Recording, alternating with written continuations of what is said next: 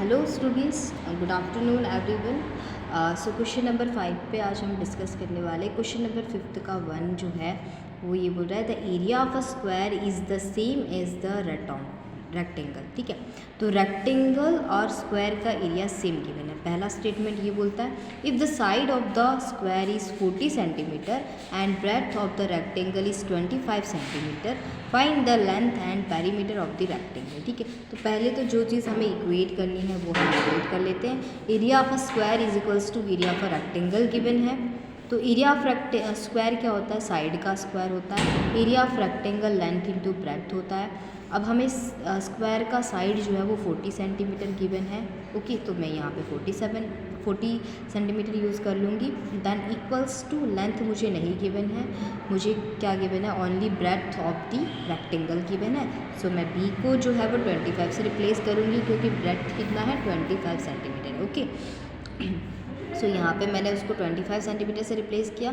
अब मुझे length find out करना है, तो जो चीज़ हमें फाइंड आउट करनी होती है वो ऑलवेज़ हमें उसे सब्जेक्ट बना लेना है। तो लेंथ को मैं यहाँ पे रखूँगी। देखो, लेंथ अगर मैं यहाँ पे रखूँगी तो मैं इसको क्या कर सकती हूँ? 25 को इसके डिवाइड में लेके जाऊँगी तो 40 centimetre square 40 centimetre square means 40 multiply by 40। जब मैं 40 को 40 से मल्टीप्लाई करूँगी तो 1600 सेंटीमीटर स्क्वायर आएगा एंड उसको मैं 25 से डिवाइड करूँगी तो मेरे पास 64 सेंटीमीटर आएगा। ये आप डिवाइड करके चेक कर सकते हो। ठीक है, अब ये चीज़ तो हुई लेंथ ऑफ द रेक्टेंगल।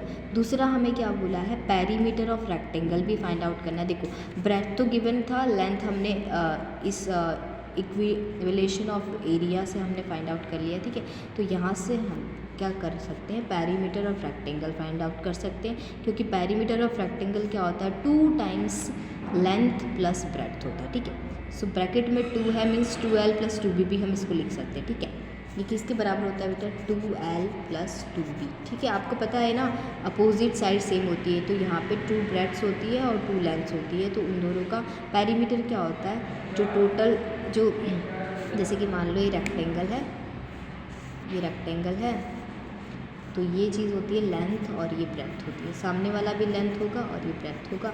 तो देखो, जो ये बाउंड्री होती है इसका एडिशन क्या होता है?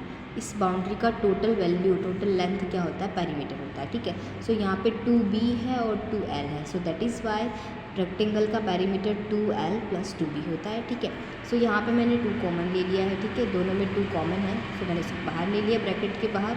2 को मैं बाहर रखूँगी। लेंथ कितना मैंने अभी फाइंड आउट किया? 64 सेंटीमीटर है, प्लस ब्रेड्थ है 25 सेंटीमीटर, और इन दोनों को ऐड करके मैं मल्टीप्लाई करूँगी तो मेरा आंसर आएगा 178 सेंटीमीटर। ओके, अब क्वेश्चन नंबर 2 में हमें फाइंड करना है perimeter of a square park whose area is 900 metre square. ठीक है, तो यहाँ से एरिया आपको गिवन है, पेरीमीटर फाइंड आउट करना है। ठीक है, तो एरिया ऑफ स्क्वायर का फॉर्मूला क्या होता है बेटा? पार्क जो है वो स्क्वायर शेप में है, तो एरिया ऑफ स्क्वायर होता है साइड का स्क्वायर। उस पार्क की जो साइड होगी उसका हम स्क्वायर ले लेंगे तो हमें एरिया मिल जाएगा। ठीक है, बट एरिया हमें गिवन है, तो यहाँ से एरिया गिवन है तो हमें साइड का वैल्यू मिल जाएगा। ठीक है, तो यहाँ पे दोनों साइड स्क्वायर है, अगर मैं स्क्वायर रूट ले लूँ दोनों तरफ तो मेरा एरिया कितना मिलेगा मुझे? यहाँ पे 30 मीटर। ठीक है, 30 मीटर का स्क्वायर करोगे तो आपको 900 ही मिलने वाला है। ठीक है, 900 मीटर स्क्वायर। अब मुझे फाइंड आउट करना है पेरीमीटर, तो मेरे पास साइड आ गया है, साइड का वैल्यू। तो स्क्वायर का पेरीमीटर का फार्मूला होता है 4 टाइम्स साइड। स्क्वायर की 4 साइड्स होती है, 4 साइड इक्वल होती है, तो 4 इंटू साइड करेंगे तो यहाँ पे साइड का वैल्यू कितना है? 4 into 30 metre is the value of side. तो यहाँ पे 4 3 12 120 मीटर क्या आ गया बेटा? Perimeter of a square park, जिसका एरिया आपको 900 मीटर स्क्वायर गिवन था। क्वेश्चन 3 में क्या करना है बेटा? इन पैरेललोग्राम ABCD, तो पैरेललोग्राम ABCD आपको गिवन है बेटा, और इस पे AD का जस्ट मिनट, हाँ, ये रहा AD बेस। ठीक है, AD बेस है और इसका लेंथ 4 सेंटीमीटर है। सी डी भी बेस है और उसका लेंथ, ये रहा सी डी बेस, इसका लेंथ 6 सेंटीमीटर है। बी एम जो है वो किसके ऊपर हाइट बना हुआ है, सी डी बेस पे। तो देखो ये रहा मेरा सी डी बेस और इसी के ऊपर मुझे परपेंडिकुलर बी एम बनाना है, ठीक है। तो ये रहा सी डी और बी से मैं एक लाइन ड्रॉ करूँगी जो परपेंडिकुलर होगी किसके ऊपर, सी डी के ऊपर, ठीक है। तो इसको जो लाइन परपेंडिकुलर होती है उसको बोलते हैं बेस के ऊपर हाइट। तो बी एम को हम हाइट, कभी कभी इस बी एम को अल्टीट्यूड भी बोल देते हैं, तो उस टाइम पे आपको कंफ्यूज नहीं होना है। अल्टीट्यूड का मतलब होता है हाइट, ठीक है। परपेंडिकुलर हाइट जिसको बोलते हैं altitude, okay. So B M is a altitude for C D base और B N is equals to is the perpendicular for A D base, ठीक है। तो ए डी पे बी एन परपेंडिकुलर है और सी डी पे B M perpendicular है, ठीक है। ये दोनों बेस बने हुए हैं। अब ये दोनों जो हाइट है ना, बी एन और बी एम, उसमें से बी एम का वैल्यू आपको गिवन है, ये चीज़ गिवन है 3 सेंटीमीटर, ठीक है। सो बी एम का वैल्यू 3 सेंटीमीटर आपको गिवन है। You have to find the value of B N. तो बी एन का वैल्यू कैसे मिलता है, आपको पता है कि एरिया ऑफ पैरेललोग्राम क्या होता है बेटा, एरिया ऑफ पैरेललोग्राम। ये चीज़ जो मुझे गिवन था मैंने वो फिर से लिखा है, ठीक है। मुझे क्या फाइंड करना है वो भी मैंने लिखा है। अगर आप ये सारी चीज़ें जो आपको गिवन है वो लिख दोगे तो आधी चीज़ तो वहीं पे आसान हो गई। फिर आपको फाइंड आउट करना है area of a parallelogram A B C D. तो वो होता है बेस इनटू हाइट। तो यहाँ से बेस कितना है बेटा, सी डी। जो चीज़ जिसकी हाइट मुझे गिवन है वही बेस मैं लूँगी, ठीक है, ताकि मुझे एरिया मिल जाए, ठीक है। इसीलिए मैं क्या कर रही हूँ बेटा, सी डी बेस मैंने लिया और बी एम हाइट, दोनों चीज़ मुझे गिवन है। मैंने पहले पैरेललोग्राम का एरिया फाइंड आउट कर लिया। अब देखो पैरेललोग्राम का एरिया तो बदलने वाला नहीं है। अगर मैं ये वाला बेस ले लूँ और ये वाली हाइट ले लूँ तब भी एरिया तो चेंज नहीं होने वाला ना। इसीलिए पहले मैंने नॉन बेस और नॉन हाइट से एरिया फाइंड आउट कर लिया। देन मैं क्या करूँगी, अब उस एरिया का मैं यहाँ पे यूज़ करूँगी और दिस टाइम मैं बेस और हाइट दोनों अलग ले लूँगी, ठीक है। अभी कौन सा बेस मैं लूँगी, ए डी बेस लूँगी जिसके ऊपर हाइट बी एन बना हुआ है। क्यों मैं ये ले रही हूँ, because we have to find the value of B N height, okay. So यहाँ पे base into height is equals to A D into B N हो जाएगा और यहाँ पे एरिया गिवन है तो यहाँ पे मुझे अननोन टर्म बी एन मिल जाएगा। So B N is equals to क्या हो जाएगा बेटा, पैरेललोग्राम के एरिया को डिवाइड करूँगी ए डी बेस से। ए डी बेस का वैल्यू कितना है, 4 सेंटीमीटर। सो यहाँ पे जब मैं इसको डिवाइड करूँगी तो 4.5 सेंटीमीटर क्या आ जाएगा, बी एन का हाइट आ जाएगा। बस यही चीज़ फाइंड आउट करना था। क्वेश्चन नंबर 4 में क्या करना है बेटा, find B C if the area of a triangle A B C is 36 centimetre square and the height A D is 6 centimetre, ठीक है। तो यहाँ पे आपको ट्राइंगल ए बी सी बनाना है कुछ इस तरह से, ठीक है। अब इस तरह का जब ट्राइंगल होता है तो उसकी हाइट अगर हमें लेनी है तो हम ए बी को हाइट नहीं लेंगे बेटा, हम हमेशा परपेंडिकुलर लेंथ लेंगे। सो यहाँ से मैं ए वर्टाइसिस से क्या करूँगी, एक परपेंडिकुलर ड्रॉ करूँगी, फिर बी सी की लेंथ को थोड़ा इंक्रीज़ करके यहाँ पे ज्वाइन कर दूँगी। तो ये जो पॉइंट है जहाँ पे 90 डिग्री का एंगल फॉर्म हो रहा है उसको मैं डी बोल दूँगी। तो मुझे ए डी का वैल्यू 6 सेंटीमीटर गिवन है और मुझे बी सी यानी कि मुझसे बेस पूछा गया है, क्योंकि मुझे एरिया गिवन है तो मैं एरिया का फार्मूला अप्लाई करके बेस फाइंड आउट कर सकती हूँ, ठीक है। क्योंकि हाइट भी गिवन है, सिर्फ बेस ही नहीं गिवन है। तो बेस कैसे मिलेगा, एरिया ऑफ ट्राइंगल क्या होता है, half into base into height होता है, ठीक है। तो एरिया ऑफ ट्राइंगल यहाँ पे गिवन है तो जो चीज़ गिवन है उसको हम उसकी जगह पर रिप्लेस कर देंगे। 36 centimetre is the area equal to 1/2। B C नहीं गिवन है, बी सी क्या है बेटा, बेस है, तो उसको मैं एज इट इज़ रखूँगी। हाइट मेरा 6 सेंटीमीटर है, इट इज़ अ हाइट और उसका लेंथ 6 सेंटीमीटर है। तो बी सी का वैल्यू यहाँ से क्या मिलेगा बेटा, ये जो 1/2 है वो 2 जो है वो डिवाइड में है तो यहाँ इक्वल टू के इधर साइड आएगा तो मल्टीप्लाई हो जाएगा और यहाँ पे ये मल्टीप्लिकेशन में है तो ये डिवाइड में चला जाएगा। तो यहाँ से 6 × 36 कैंसिल हो गया, ये 36 6 टाइम एंड फिर ये 6 2 के साथ मल्टीप्लाई होगा 2 टाइम्स तो ये मिलेगा 12 सेंटीमीटर। तो बी सी की वैल्यू क्या आ गई बेटा, 12 सेंटीमीटर। अब question number 5, in triangle X Y Z is the base और उसका वैल्यू 4 सेंटीमीटर गिवन है एंड अल्टीट्यूड्स, यहाँ ब्रैकेट में लिखा है हाइट्स। अब यहाँ पे 2 हाइट्स हैं, ठीक है, 2 तरह के एल्टीट्यूड हैं जो कि परपेंडिकुलर हैं, 90 डिग्री का एंगल फॉर्म कर रहे हैं, ठीक है। तो यहाँ पे कौन से एल्टीट्यूड है बेटा, एक तो है एक्स एम, ठीक है। एक्स वर्टाइस से मैं 90 डिग्री का एंगल फॉर्म करने वाला एक परपेंडिकुलर लाइन ड्रॉ करूँगी, एम पॉइंट पे वाई जेड को कट करेगा तो इसको एक्स एम बेस बोलेंगे। और वाई एन दूसरा हाइट कौन सा है, वाई वर्टाइसिस से परपेंडिकुलर ड्रॉ किया है एक्स जेड बेस पे, ठीक है। तो मुझसे पूछा है एक्स जेड का वैल्यू फाइंड करने के लिए। एक्स एम और वाई एन का value 5 centimetre and 2 centimetre respectively given है। रिस्पेक्टिवली मीन्स जो फर्स्ट वैल्यू है 5 सेंटीमीटर वो एक्स एम की वैल्यू है, और जो सेकंड वैल्यू है 2.5 सेंटीमीटर वो वाई एन की वैल्यू है, ओके। सो यहाँ से मुझे मिल जाएगा area of triangle X Y Z half base into height. अब देखो मेरे पास जो नॉन हाइट है, यहाँ पे दोनों हाइट ही नॉन है, बट नॉन बेस भी होना चाहिए, ठीक है। Non height plus non base होना चाहिए तो एरिया मिल जाएगा, क्योंकि एरिया गिवन नहीं है, ठीक है। तो यहाँ पे मेरे पास कौन सा बेस नॉन है, Y Z base is known to me, that is 4 centimetre. So half into base into height 1/2 into Y Z into X M, okay. यहाँ पे ये इंटू मल्टीप्लाई वाला एक्स एम है, यहाँ पे ब्रैकेट कर लीजिए, ठीक है। ये एक्स नहीं है, ये इंटू है, ठीक है, और ये एक्स एम है। सो 1/2 इंटू 4 सेंटीमीटर वाई जेड का वैल्यू, एक्स एम का वैल्यू है 5 सेंटीमीटर, ओके। सो यहाँ से ये 4 2 टाइम कैंसिल हो गया, 5 2 10 सेंटीमीटर स्क्वायर क्या आ गया, area of triangle X Y Z. अब ट्राइंगल का एरिया कभी भी चेंज नहीं होने वाला है, अगर मैं दूसरा बेस और हाइट ले लूँ तब भी जो है वो चेंज नहीं होगा। So area of triangle X Y Z क्या हो जाएगा बेटा, half into base into height हो जाएगा, ठीक है। Half into base into height, यहाँ पे टी लगा लेना, half into base into height हो जाएगा। एंड यहाँ पे दिस टाइम हमें कौन सा बेस लेना है बेटा, अननोन बेस लेना है एक्स जेड, ठीक है। तो यहाँ पे मैंने अननोन बेस लिया एक्स जेड, एक्स वाई मैंने फाइंड आउट किया, जस्ट अ मिनट, कोई बात नहीं। आप एक्स वाई फाइंड आउट किया तो वो भी कर सकते हो।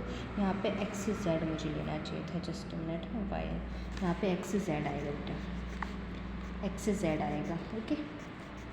क्योंकि एक्स वाई बेस नहीं है, ठीक है। लेंथ किस पे बना बेटा, ये वाई एन किसके ऊपर परपेंडिकुलर है, वाई एक्स जेड के परपेंडिकुलर, ठीक है। एक्स वाई नहीं आएगा, यहाँ पे एक्स जेड आएगा, ठीक है।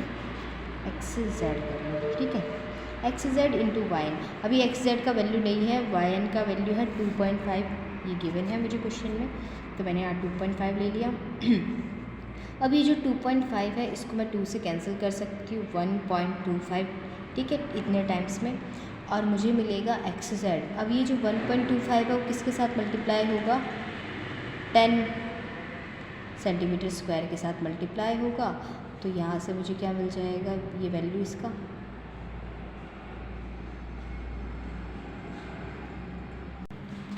तो ये 1.25 जब इसके 10 सेंटीमीटर स्क्वायर के डिवाइड में जाएगा तो ये मुझे क्या मिल जाएगा, 8 सेंटीमीटर मिल जाएगा। आप इसको डिवाइड करके देख लेना एक बार, ठीक है। अब हम बात करते हैं क्वेश्चन नंबर 6। क्वेश्चन नंबर 6 में just to find out the area of a circle, उसकी सर्कमफ्रेंस हमें गिवन है, एरिया फाइंड आउट करना है। तो पहले हमें पता है कि circumference of a circle 2πr के इक्वल होती है, और यहाँ ये चीज़ किसके इक्वल है, 88 सेंटीमीटर, क्योंकि सर्कमफ्रेंस पहले से आपको गिवन है। तो यहाँ से आप क्या चीज़ फाइंड आउट कर सकते हो, रेडियस फाइंड आउट कर सकते हो, क्योंकि पाई का वैल्यू तो क्या होता है 22/7 होता है। तो यहाँ से मैंने क्या किया बेटा, पहले तो मैंने रेडियस का वैल्यू फाइंड आउट किया, ठीक है। सो 88 को मैं 2π से डिवाइड कर दूँगी तो मुझे रेडियस मिल जाएगा ना बेटा, क्योंकि सर्कल का सर्कमफ्रेंस 2πr होता है, और ये चीज़ हमें पहले से नोन है, तो हम इसका यूज़ करके रेडियस फाइंड आउट करेंगे। 88 centimetre multiply divide by 2 into 22/7। अब ये जो 7 है वो फ्रैक्शन के फ्रैक्शन में है, तो ऊपर सबसे ऊपर चला जाएगा। सो 88 इंटू 7 हो जाएगा, और ये 22 2 से मल्टीप्लाई होके 44 हो जाएगा। अब ये जो 44 है वो इस 88 को 2 टाइम कैंसिल करेगा, और ये जो 2 है वो 7 के साथ 14 सेंटीमीटर होके मल्टीप्लाई करके आ जाएगा। अब यहाँ पे बोला है एरिया फाइंड आउट करने के लिए, तो रेडियस आ गया है, तो रेडियस आने के बाद एरिया हम फाइंड आउट कर सकते हैं। हमारे पास फॉर्मूला है πr², तो area of a circle is equals to 22/7 into 14 का स्क्वायर, रेडियस का स्क्वायर होता है, और वो हमने अभी फाइंड आउट किया। सो यहाँ से एक 14 जो है वो कैंसिल हो जाएगा, क्योंकि 14 का स्क्वायर मीन्स 14 इंटू 14। तो यहाँ से 7 को मैं 14 से कैंसिल कर दूँगी 2 टाइम, ओके। अब ये क्या हो जाएगा, 44 मल्टीप्लाई बाय 14 हो जाएगा। जब आप 44 को 14 से मल्टीप्लाई करोगे तो एरिया ऑफ अ सर्कल आपको मिल जाएगा 616 सेंटीमीटर स्क्वायर, ओके। अभी आपको क्या करना है, क्वेश्चन नंबर 7। क्वेश्चन नंबर 7 में बोला है the radius of a circular pipe is 10 centimetre, what length of a tape is required to wrap once around the pipe. ठीक है, तो पाइप का आपको रेडियस गिवन है। ठीक है, तो पाइप कुछ इस तरह की बनी होगी। ठीक है, सर्कुलर पाइप। ठीक है, पाइप जो है वो सर्कुलर है। ठीक है, यानी कि आपको ये पूरी पाइप नहीं लेनी है, उसका जो ये एरिया है, ये वाला एरिया, ये सर्कुलर एरिया होता है। ठीक है, तो आपको ये चीज़ लेनी है। ठीक है, तो इस सर्कुलर रीजन पे आपको क्या करना है, टैप को रैप करना है। ठीक है, मतलब लपेटना है। तो कैसे लपेटोगे, जब आपको पता होगा उसकी सरकमफेरेंस, मतलब perimeter of the pipe. Perimeter of the pipe किसके बराबर होता है बेटा, circumference of a pipe. Pipe भी कैसा है, सर्कुलर शेप में है, तो यहाँ पे सर्कल का सरकमफ्रेंस का फॉर्मूला हम अप्लाई कर सकते हैं, दैट इज़ 2πr। और यहाँ पे 2, यहाँ पे आपको बोला है पाई का वैल्यू 3.14 यूज़ करना है, तो 3.14 यूज़ कीजिए। एंड आर का वैल्यू आपको गिवन है, रेडियस कितना है 10 सेंटीमीटर। तो जब आप 10 सेंटीमीटर को 3.14 से मल्टीप्लाई करोगे तो वो क्या हो जाएगा, 31.4 हो जाएगा। ठीक है, उस 31.4 को 2 से मल्टीप्लाई करोगे तो आपका आंसर आएगा 62.8, या फिर आप ऐसे भी कर सकते हो 3.14 को 2 से मल्टीप्लाई करो, फिर 10 से मल्टीप्लाई करो, तो 62.8 सेंटीमीटर आएगा। ठीक है, देन 8th क्वेश्चन में क्या बोला है, from a circular sheet of a diameter 20 centimetre. अभी आपको डायामीटर है 20 सेंटीमीटर का given, a circle of a diameter 8 centimetre is removed. और जो 8 सेंटीमीटर डायामीटर का सर्कल है उसमें से रिमूव हो रही है। यहाँ पे 2 सर्कल है। ठीक है, एक सर्कल आउटर साइड है जो सर्कुलर शीट के नाम से बोला गया है, और जिसका diameter D1 is equals to, मैंने 20 सेंटीमीटर। यहाँ पे 2 डायामीटर है, इसलिए कंफ्यूज ना हो जाए, इसलिए मैंने पहले वाले को D1 लिया है। दूसरा, जिस सर्कल को रिमूव करना है इस सर्कुलर शीट में से, उसका डायामीटर 8 सेंटीमीटर आपको गिवन है, तो यहाँ से मैंने अलग अलग सेपरेट कर दिया, D1 और D2। देन आपको क्या बोला है, find the area of a remaining sheet. ठीक है, तो ये बड़ा वाला सर्कल, उसमें से छोटे वाले सर्कल को मैं रिमूव कर दूंगी, तो मेरे पास जो रिमेनिंग शीट होगा, यानी कि ये वाला पोर्शन। ठीक है, ये वाला जो पोर्शन है बेटा, इसका एरिया मुझसे पूछा है। ठीक है, रिमेनिंग, क्योंकि ये चीज़ तो रिमूव हो जाएगा, तो बचेगा कितना, सिर्फ ये वाला पोर्शन। ठीक है, तो इस पोर्शन का एरिया फाइंड आउट करना है। तो पहले मेरे पास बड़े वाले सर्कल का एरिया होना चाहिए, उसके बाद छोटे वाले का, फिर मैं बड़े वाले में से छोटे वाले का सब्ट्रैक्ट कर दूंगी एरिया। तो मुझे क्या मिल जाएगा, ये जो मैंने शेडेड शीट की है उसका एरिया मुझे मिल जाएगा। सो एरिया ऑफ सर्कुलर शीट क्या होगा बेटा, पाई D1/2 का स्क्वायर। क्यों मैंने D1/2 का स्क्वायर लिखा है, क्योंकि एरिया क्या होता है सर्कल का, पाई r स्क्वायर होता है। बट अगर r डायामीटर के टर्म्स में दिया हो तो हम उसको कैसे लिखते हैं बेटा, D/2 लिखते हैं। ठीक है, सो यहाँ पे D/2 मैंने D/2 लिख दिया है r की जगह पे। ठीक है, तो D/2 का होल स्क्वायर। ठीक है, होल स्क्वायर मीन्स D1 का भी स्क्वायर होगा और 2 का भी स्क्वायर होगा। ठीक है, और पाई का वैल्यू 3.14 लेना है, तो 3.14 मल्टीप्लाई बाय D1 कितना है बेटा, 20 सेंटीमीटर, तो 20 मल्टीप्लाई बाय 20, और यहाँ पे 2 का भी स्क्वायर हो रहा है, मीन्स 2 मल्टीप्लाई बाय 2। तो ये दोनों 2 जो है वो इन दोनों 20 को 10 टाइम कैंसिल करेंगे, ये 10 और 10 100 हो जाएगा। 100 को मैं जब 3.14 से मल्टीप्लाई करूँगी तो ये डेसिमल पॉइंट 1 2 डिजिट आके आ जाएगा, और ये 314 सेंटीमीटर स्क्वायर हो जाएगा। अब मुझे चाहिए एरिया ऑफ इनर सर्कल। ठीक है, अब यहाँ पे तुम बोलोगे कि मैंने सेंटर सेम क्यों लिया है, क्योंकि यहाँ पे centre of both the circle is same ऐसा बोला है, इसीलिए मैंने अंदर बनाया है ये सर्कल। अब मुझे इनर सर्कल का एरिया चाहिए, तो उसके लिए भी क्या होगा बेटा, पाई r स्क्वायर फॉर्मूला होगा। तो यहाँ पे D1/2 के टर्म्स में होता है r, सो यहाँ पे D2/2, क्योंकि सर्कल इनर सर्कल का डायमीटर मैंने D2 लिया है, तो D2/2 कर देंगे उसका होल स्क्वायर। सो ये क्या हो जाएगा, 3.14 इंटू 8 इंटू 8। D1 का वैल्यू, D2 का वैल्यू कितना है, 8 centimetre. So 8 into 8 divide by 2 into 2, ये क्या हो जाएगा, ये दोनों 2 जो है वो 8 को 4 टाइम कैंसिल करेंगे, 4 4 सा 16 हो जाएगा। अब 3.14 को 16 से मल्टीप्लाई कीजिए तो 50.24 समथिंग आ रहा है सेंटीमीटर स्क्वायर में। अब हमें चाहिए शेडेड रीजन का एरिया, तो हम सर्कुलर शीट में से इस इनर सर्कल के एरिया को सब्ट्रैक्ट कर लेंगे। तो सर्कुलर शीट का एरिया है 314 centimetre square minus inner circle का एरिया 50.24 सेंटीमीटर स्क्वायर।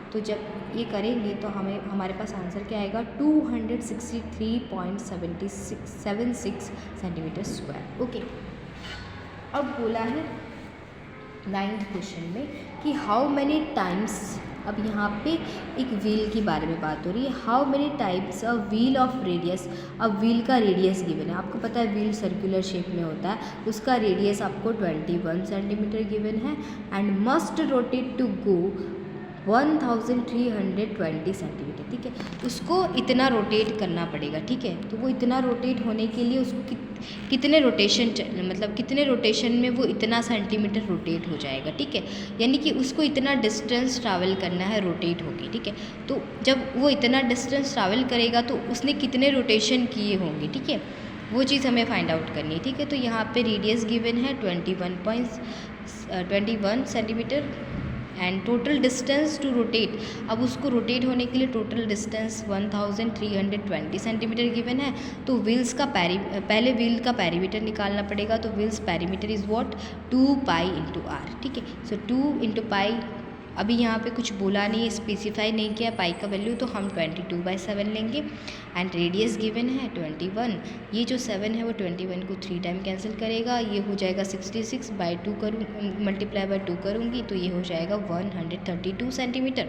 अब मुझे क्या करना है, it will complete this distance, जो रोटेट करके जो डिस्टेंस कंप्लीट करेगा वो इतना है 1300 सेंटीमीटर। वो कितने रोटेशन में कंप्लीट करेगा बेटा, इस डिस्टेंस को मैं इस व्हील की पेरीमीटर से डिवाइड करूँगी तो मुझे नंबर ऑफ रोटेशन मिलेंगे। ठीक है, सो डिस्टेंस कितना है 1320 सेंटीमीटर और पेरीमीटर कितना है, सर्कमफ्रेंस कितना है 132। अब ये इससे कितने टाइम कैंसिल होगा 10 टाइम्स। तो यहाँ पे 10 रोटेशन करने पड़ेंगे 27 रेडियस वाले व्हील को to cover this 1320 centimetre distance. अब लास्ट क्वेश्चन है क्वेश्चन नंबर 5 का 10 नंबर का। A circle of a radius 10 centimetre is cut from a rectangle piece. ठीक है, तो मैंने एक रेक्टेंगल पीस बना दिया है और उस रेक्टेंगल पीस में से सर्कल कट हो रहा है और उस सर्कल कट हो रहा है उसकी रेडियस कितनी है बेटा 10 सेंटीमीटर है। ठीक है, फिर आपको क्या बोला है, ये जो शीट है वो एल्यूमिनियम की बनी हुई है, चलो किसकी भी बनी हो हमें उससे कोई लेना नहीं, हमें उसका शेप पता होना चाहिए। ठीक है, सो हैविंग लेंथ, अब इसकी लेंथ जो है, ये जो रेक्टेंगुलर शीट है उसकी लेंथ है 30 सेंटीमीटर, तो यहाँ पे मैंने लेंथ 30 सेंटीमीटर ले लिया। ब्रेड्थ जो है वो 20 सेंटीमीटर है। So what is the area of the left over aluminium sheet, मतलब ये जो टोटल एल्यूमिनियम शीट है उसमें से जब मैं सर्कल ऑफ रेडियस 10 सेंटीमीटर को रिमूव कर लूँगी तो ये जो रिमेनिंग पार्ट होगा, कौन सा रिमेनिंग पार्ट होगा बेटा, ये वाला रिमेनिंग पार्ट होगा जो मैं शेडेड कर रही हूँ ना, शेड कर रही हूँ, that is the remaining part. इसका एरिया मुझे चाहिए, तो इसके लिए मुझे क्या करना पड़ेगा, पहले रेक्टेंगल का एरिया फाइंड आउट करना पड़ेगा, दैन सर्कल का एरिया फाइंड आउट करना पड़ेगा। अब मैं क्या कर रही हूँ, सर्कल के एरिया को रेक्टेंगल में से रिमूव कर रही हूँ ना, तो सेम वही करना है। रेक्टेंगल के एरिया में से मैं क्या करूँगी, सर्कल के एरिया को रिमूव कर दूँगी, तो मेरे पास इस शेडेड रीजन का एरिया आ जाएगा। तो यहाँ पे एरिया ऑफ रेक्टेंगल शीट निकालेंगे हम, L/B होता है, वैल्यू सब्स्टिट्यूट करेंगे 600 सेंटीमीटर स्क्वायर आ जाएगा। Same way area of circle निकाल लेंगे पाई आर स्क्वायर से। अब यहाँ पे पाई का वैल्यू 3.14 यूज़ करना है, तो 3.14 आर का स्क्वायर मीन्स 10 × 10 और ये आ जाएगा 314 सेंटीमीटर स्क्वायर। अब 600 सेंटीमीटर स्क्वायर में से 314 सेंटीमीटर स्क्वायर सब्ट्रैक्ट करेंगे तो 286 सेंटीमीटर स्क्वायर आएगा और ये क्या होगा, area of remaining aluminium sheet होगा। ठीक है, यहाँ पे हमारा क्वेश्चन 5 कंप्लीट हो जाता है। क्वेश्चन नंबर 6 जो है वो नेक्स्ट वीडियो लेक्चर में देखेंगे। तब तक बाय बाय, टेक केयर।